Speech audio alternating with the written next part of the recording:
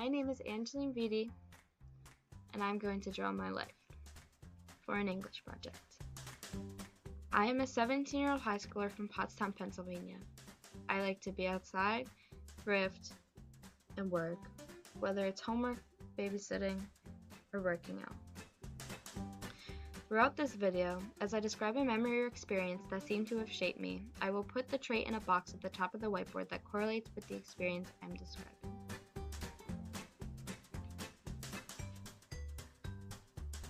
Meet my parents. My mom, Stephanie, is a short but mighty woman with a whole lot of spunk. She is tough and taught me how to be a strong woman. She's very family oriented since her parents and brother live nearby. I often hang out with that side of the family. My mother grumbles when she disagrees with me, but always supports my decisions. Without her love and support, I wouldn't be who I am today.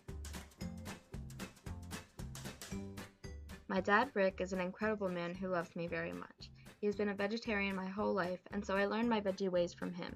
We are incredibly similar, so hanging out with him is always a good time. We both enjoy hiking, being creative, and doggies. He taught me my compassion for animals. His entire family is Italian, so when we all get together, it's a great time with great food. This summer, we are exploring Prague, Vienna, and Budapest, and I am so excited. My parents divorced in 2008, but I truly think they are both better off that way. When I was 13, my dad met a Carla with really curly hair. She loved animals just as much as me. She brought up the vegetarian, animal-loving, nature-loving side of me. She taught me how to eat healthy with superfoods, vegan substitutes, and kale. Living at her house in West Reading was also really unique because I could walk on Penn Ave and get coffee or shop or look at art stores. It was very hipster. I loved living there, but the drive to school early in the morning from Reading was horrible. My dad and Carla broke up, but her lessons stuck with me. She was incredibly cool and different, and I really admired her style. Here's 10-year-old me asking my dad why people ate cows, pigs, and chickens but kept dogs, cats, and birds as a pet. I became a vegetarian, much to my mother's dismay. This wasn't the start for my love of animals, but it was the start of my advocacy for animal rights.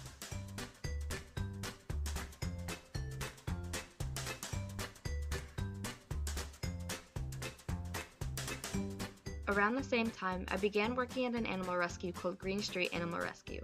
There, I learned how to handle scary dogs. I learned the misconception about pit bulls, I learned how to break up a dog fight, how to care for puppies and old dogs, and basically how to run the entire shelter on my own, which is highly illegal for 3 unsupervised 11-year-old girls to be running an entire animal rescue with dogs, cats, and horses, but that's only in retrospect. I loved it and learned most of my information about dogs and cats there. It's so much fun caring for the animals and even cleaning up the kennels. I will forever be nostalgic about Green Street Animal Rescue because they shut down after 2 years of me working there. I never got the opportunity to volunteer at another rescue since there aren't many local ones and they are very restricted.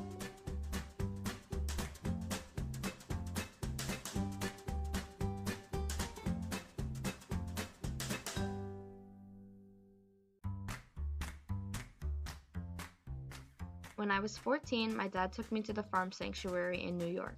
This is a huge farm in the hills of Watkins Glen full of cows, pigs, chickens, goats, and turkeys that have been rescued from slaughterhouse and dangerous situations and brought to the sanctuary to live a better life. Looking into the eyes of an animal that has been through such a rough past is life-changing, and my life was forever changed. Shortly after returning home from the weekend trip, I wanted nothing to do other than start and run my own nonprofit farm sanctuary. My future plans consisted of hard work and long days, but lots of cow friends and piggies to cuddle at the end of the day. I'd been going to the local youth events since I was 13. They were biannual events where a bunch of youth from churches in eastern Pennsylvania would get together for a weekend at a camp. At age 15, I was put on the planning committee, which was all youth who had attended the events and were old enough to be able to lead it.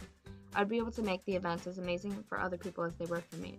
My first workshop was tie-dyeing bandanas. I also did a button-making workshop. Of course, they all related back to the weekend central theme, but they needed the fun element as well. These weekends absolutely influenced me, since the events themselves completely brought me out of my shell and allowed me to be able to make friends effortlessly. Most people would not believe me if I said I used to be shy even to talk to friends, but the events had me talking to every single person there. Being on the committee gave me my first taste of a leadership position, and I had found my niche. I loved having the freedom to shape a workshop and weekend how I thought could best entertain and educate the youth, and I loved being able to put my creative spin on it. The events came to an end earlier than they should have for me, but am happy I got to be a part of them and appreciative for the changes in me that they catalyzed.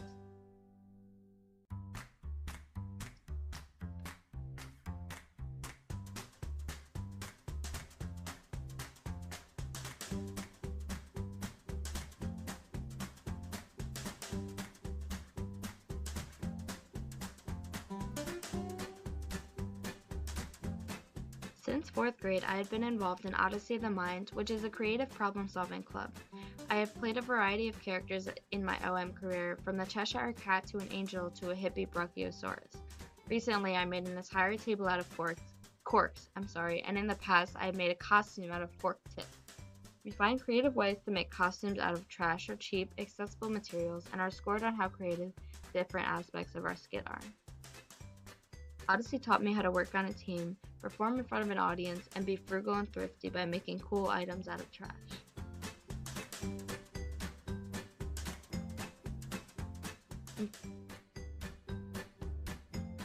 In 2015, I began working at the Bucktown Grill, and boy, did that place teach me some things. Working long, brutal hours in a small trailer teaches you how to be conservative of time and space. It taught me hard work, quick thinking, and multitasking.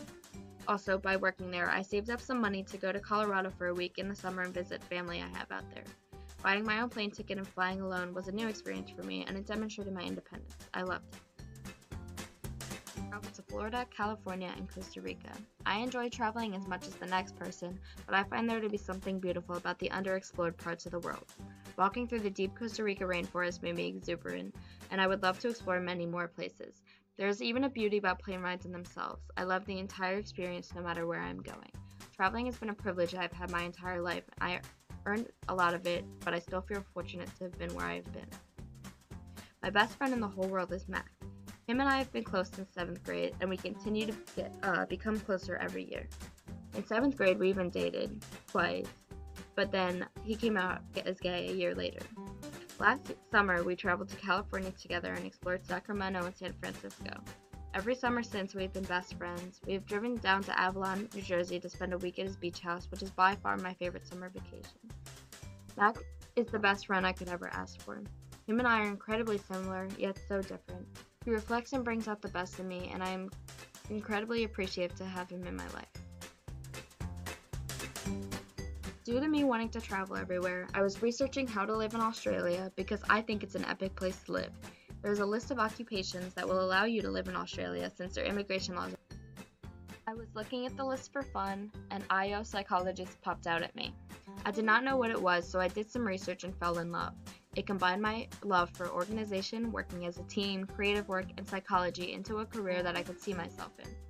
I also decided that at some point in my life, I would like to own a small farm and operate a CSA, which is an organic farm that people pay to pick produce from. I felt like my past had shaped me for my future, and I feel stable in my plan.